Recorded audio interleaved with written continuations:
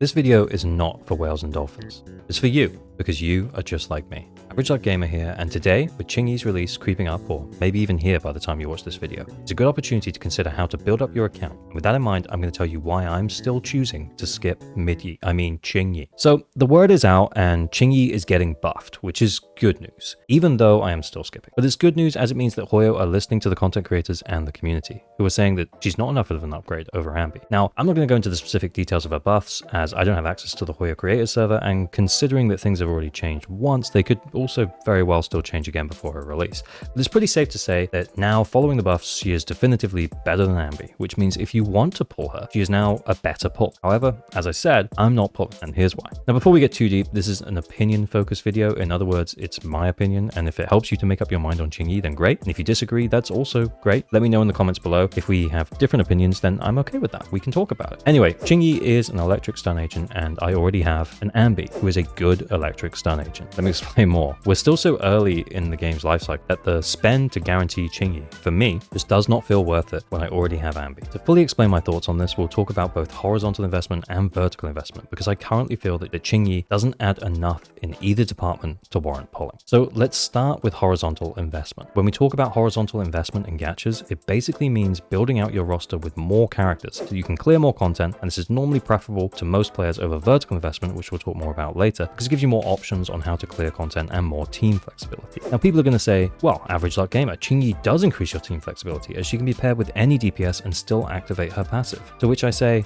I don't care. Now, the reason why I don't care is because Anby doesn't care. Here's Anby and her passive, which is triggered when there is an electric agent or an agent from her faction, and she gains more energy on a dodge counter. So if I wanted to run an electric stun agent in any team, I am not over here crying about Anby losing this passive. Sure, it's a nice to have, but it doesn't change the fact that Anby is still very functional as an electric stun agent, even without it. So coming back to the horizontal investment point, by getting Qingyi, you'd be expanding your character roster, yes. But would it be in a meaningful enough way to enable you to run teams that you couldn't before? Maybe if you don't have any other stun agents, it kind of makes sense to expand your account like that, but I don't have any other stun agents and I'm still skipping because gacha games are marathons and not sprints. I'll get one eventually, and when I do, it won't be on another electric stun agent, so that I can actually horizontally build out my account by spending my Polychrome on something that I don't already have. So in terms of horizontal account investment, Qingyi doesn't add enough horizontalness for me to consider her. Before we move on to vertical investments, this is your reminder that you probably aren't subscribed, and liking and subscribing is the best way to show small creators like me your support. Thank you so much for all of the support recently. It feels kind of unreal to me. Thank you very, very much.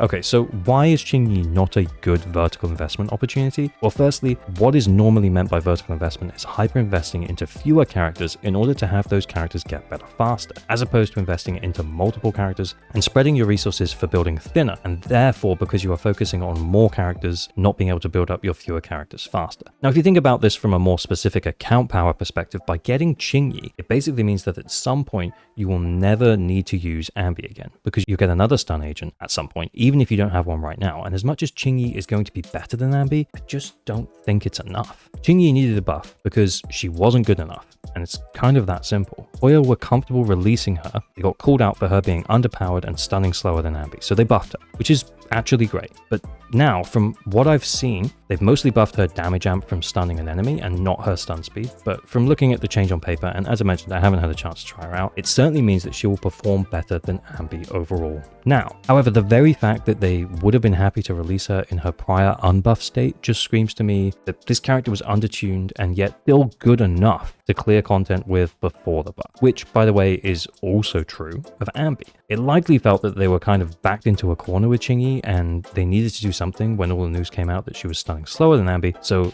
they put some slightly bigger numbers on and called it a day.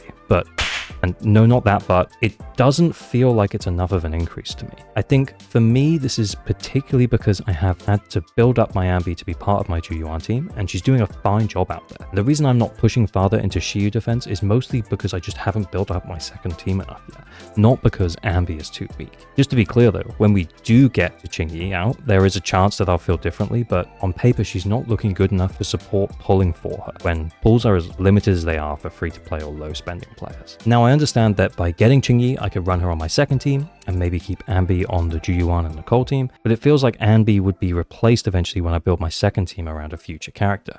probably. So it just feels wasteful. Let's also run down the costs again here. If we were to get super unlucky, let's plan for the worst. Now we get a guarantee in 90 pulls. So if we lose our 50-50, then that's potentially 180 pull. That's 28,800 Polychrome if you're starting from scratch in order to guarantee Qingyi. Now, it likely won't take that much, but even a more balanced 20,000 would wipe me out and more right now. It feels like too big of an investment that doesn't add enough to my account. Again, and I've mentioned this before, but in a few years' time, Qingyi reruns and you still love him playing Zhu team and you want to maximize your efficiency, then sure, go for it. It makes sense then. But right now, as we're still so early in Zenlesszonezero and where every new character has a chance to dramatically change the game, it just doesn't feel right to pull a character that doesn't have that kind of impact. And honestly, I'm actually a bit devastated. I love Freerun as much as the next week, and I really like Qingyi's character, and don't be surprised if you see a video from me in 6 months or so where I do decide to pull her, because I'd be in that min-maxing endgame loop. But right now, she still feels underwhelming.